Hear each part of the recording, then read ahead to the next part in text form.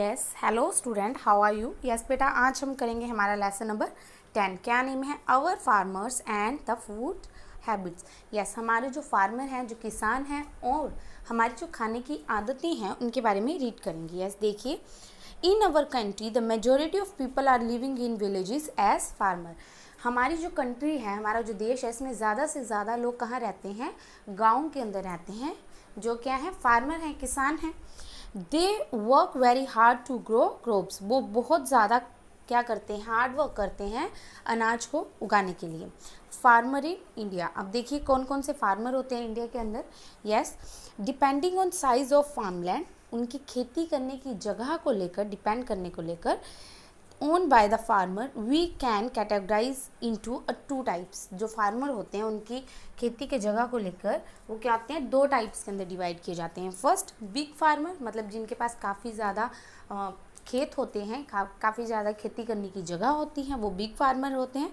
And small farmer, जिनके पास खेती करने के लिए, मतलब अनाज को पैदा करने के लिए बहुत कम जगह होती है।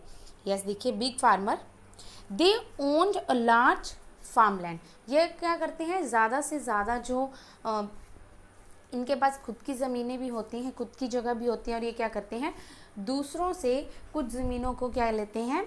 अपनी खेती करने के लिए उन्हें लेते हैं। They grow a large quantity of food crops which they sell in the market for profit. ये क्या करते हैं? ज़्यादा मात्रा के अंदर अनाज को पैदा करते हैं और क्या करते हैं? उनको सेल करते हैं मार्केट के अंदर फॉर अ प्रॉफिट। प्रॉफिट कमाने के लिए, मुनाफा कमाने के लिए उन्हें क्या करते हैं? बेचते हैं। Yes, this type of farming is called commercial farming. ऐसी फार्मिंग को हम क्या करते हैं? कमर्शियल फार्मिंग कहते हैं।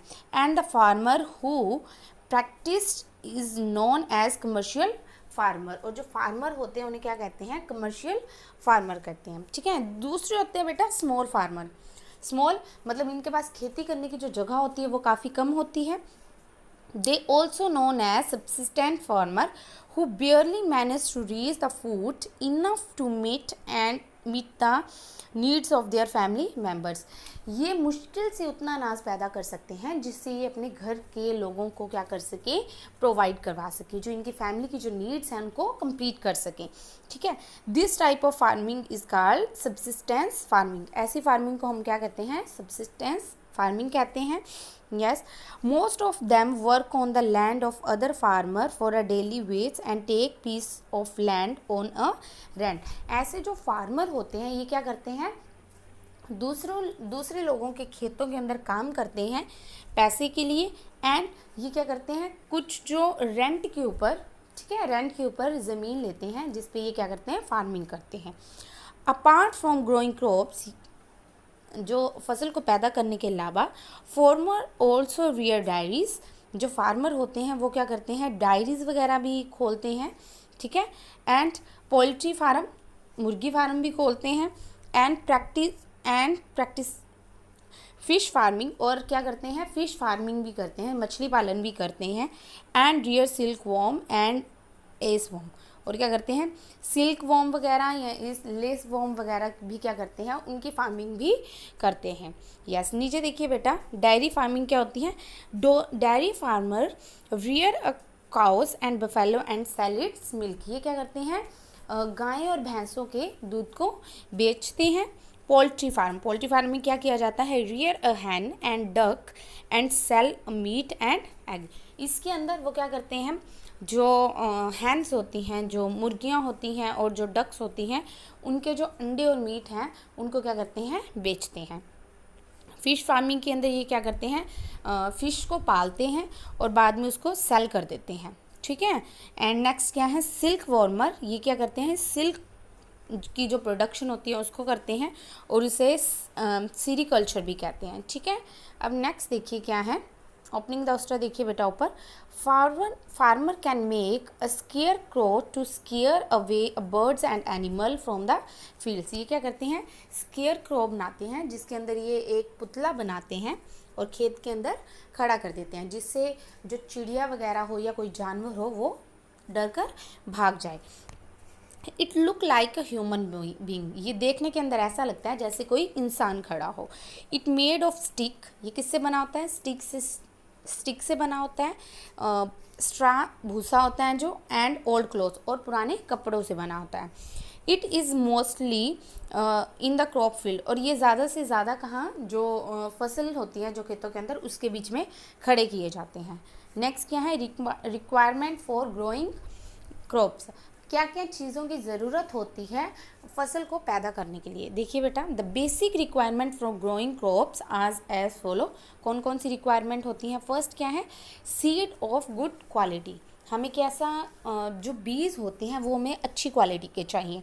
Seed of good quality are required for yield of crops, हमें खेत के अंदर फसल को पैदा करने के लिए अच्छी क्वालिटी की क्या चाहिए, सीड्स चाहिए, बीज चाहिए। नेक्स्ट क्या है, सुटेबल क्लाइमेट, जो क्लाइमेट जो जलवायु होती है, जो टेम्परेचर्स होते हैं वो भी क्या होने चाहिए, सुटेबल होने चाहिए। Suitable environmental condition are essential for growth of crops, जो सुटेबल इन्वायरमेंट का जो कंडीशंस होती हैं वो भी क्या है, किसी भी फसल को उगाने के लिए ज़रूरी है। Some crops that grow in a rainy season, कुछ जो फसलें होती हैं वो रेन के सीज़न में, रेनी सीज़न बरसात के मौसम में बोई जाती हैं, आर कॉल्ड खरीफ क्रॉप्स, उन्हें क्या कहते हैं, खरीफ की फसल कहते हैं। While some other crops that grow better in a winter season, लेकिन कुछ ऐसी क्रॉप्स भी होती हैं, फसलें होती हैं जिन्हें हम सर्दी के मौसम में पैदा करते हैं, वो कौन सी होती हैं, रबी क्रॉप्स, उन्हें हम रबी की फसल कहते हैं। ठीक है बेटा। नेक्स्ट क्या है, इरिगेशन, इरिगेशन क्या होते हैं, सिंचाई करना। Proper irrigation facility are also important for the growth of crops, अच्छी जो सिंचाई की जो एक व्यवस्था होती है वो भी क्या है, ज़रूरी है किसी भी फसल के लिए, किसी भी अनाज के लिए। Yes, the germination of the seed does not take place under a dry condition, जो जर्मिनेशन की जो प्रोसेस होती है वो कभी भी सूखी जो कंडीशन होती है जिसमें प्लांट को पानी वगैरह ना दें, उस कंडीशन के अंदर नहीं होती है।